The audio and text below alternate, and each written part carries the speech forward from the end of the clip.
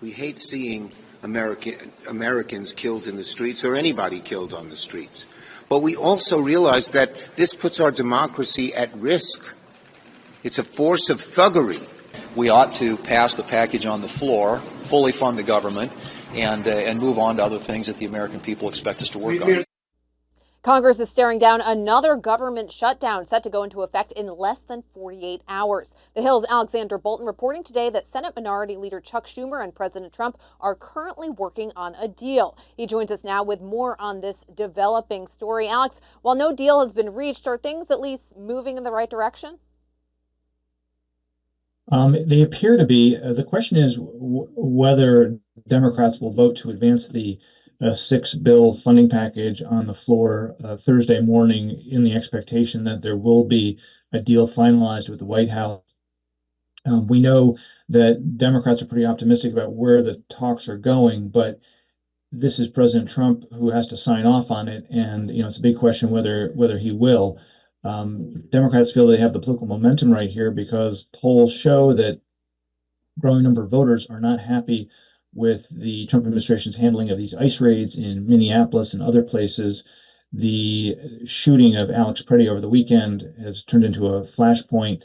You now have a plurality of voters saying that they favor abolishing ICE. So sentiment has turned very strongly against ICE. I think that's why you have some even Republican senators like Tom Tillis and Lisa Murkowski who are calling for the resignation of Kristi Noem.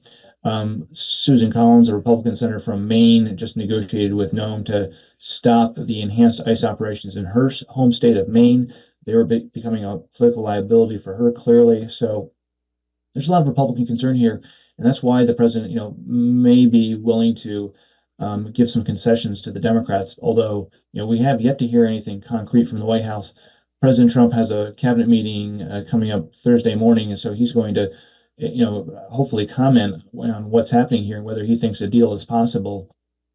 But the funding deadline is rapidly approaching. January 30th is it, and there needs to be a deal by midnight Saturday to avoid a partial government shutdown. There are many agencies and departments that would be affected: Department of Defense, Department of Labor, Health and Human Services, Education, Transportation, State. So this would be a very wide shutdown, and I think it's clear that the president and Republicans don't want to see a shutdown at this point, especially with so much happening on the foreign policy front. They don't want to see the Department of Defense in particular suffer a lapse in funding. You mentioned we haven't heard as much from the White House, but what are we hearing from Democrats? What are the key list of reforms Democrats want to make to the Department of Homeland Security, and what would this new framework look like? Well, Democrats have laid out, three major demands. They want to stop roving patrols. They want to establish basically tighter rules for requiring search warrants if federal officers want to enter a migrant's home to arrest them. They want to establish a universal code of conduct for federal officers, including ICE and Border Patrol, dictate or essentially define what the rules are for use of force. I think the concern is, after watching the video of Preddy being shot over the weekend, that there is really no clear guidelines as to when deadly force is acceptable or not. And then thirdly, they want to take away, or they want to prohibit agents using masks to hide their identity. They want to require agents to wear body cameras and proper identification so that that they can be ID'd after a confrontation. What's the mood right now inside the Democratic Party on this potential shutdown? Does Schumer have the support of his colleagues? He appears to. He says the caucus is very unified, and they certainly appear to be. Even the Democrats who did not agree with the Democratic strategy to shut down the government in October and November because of the healthcare issue, because of these expiring health insurance premium subsidies, they are now fully on board with the shutdown strategy. The one exception is Senator John Fetterman of Pennsylvania. He's sticking to his position that he's not going to vote for a government shutdown no matter what. But other Democrats like Jeanne Shaheen, Catherine Cortez Masto, Angus King, Maggie Hassan, these are all centrist Democrats who were not big fans of the strategy to shut down the government in the fall, but they now are perfectly aligned with Schumer and the rest of the Democratic leadership. They say they will not vote for Homeland Security funding unless there are reforms, until these ICE operations are reined in Minneapolis and other places. So I'd say the Democrats are very unified here. Yeah, along those same lines, if Senator Schumer and the White House aren't able to come to a deal before this looming deadline, could we see any fracturing inside either party? I don't think so. I think the Democrats are really solidly unified here, and it's not an abstract consideration. In some ways, the expiration of the health insurance subsidies was somewhat abstract. It was something that was happening in the future.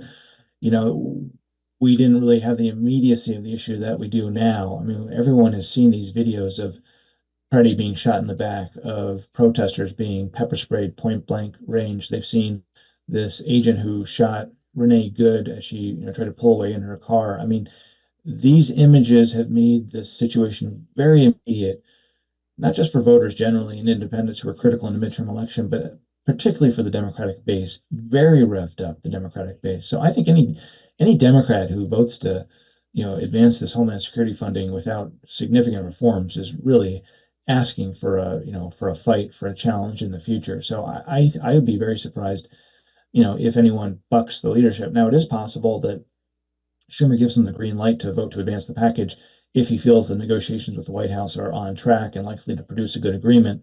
Right now, we're hearing some very positive talk, but I'm skeptical just given the track record of Trump and Schumer negotiating things. There can be some optimistic talk at the beginning, but usually it doesn't pan out. But we'll see. We'll see what happens. I mean, some people think Trump is very vulnerable here, but on the other hand, immigration is a core issue for him. It's been a good issue for him historically, and these deportation raids are really at the centerpiece of his domestic policy agenda. So I'm not sure how much he's really going to back off this. There are concerns raised by his allies, by law enforcement who want to expedite these deportations. That if you start requiring search warrants to go into people's homes, migrants' homes, that's going to be very cumbersome. It's going to slow down the operations. There are the issue of use of force has come up in the past. Not just a few years ago, there was the Senate negotiation on establishing use of force guidelines for police officers around the country, and that went nowhere. That's a pretty tough issue to handle. So there's a lot of work to be done, but I think it is true that on both sides, Republicans and Democrats alike want to avoid a shutdown. They're still battered and weary after the 43-day shutdown that dominated October and November. Certainly more to come. The Hill's Alexander Bolton covering it all for us. Thanks so much. Thanks for having me on.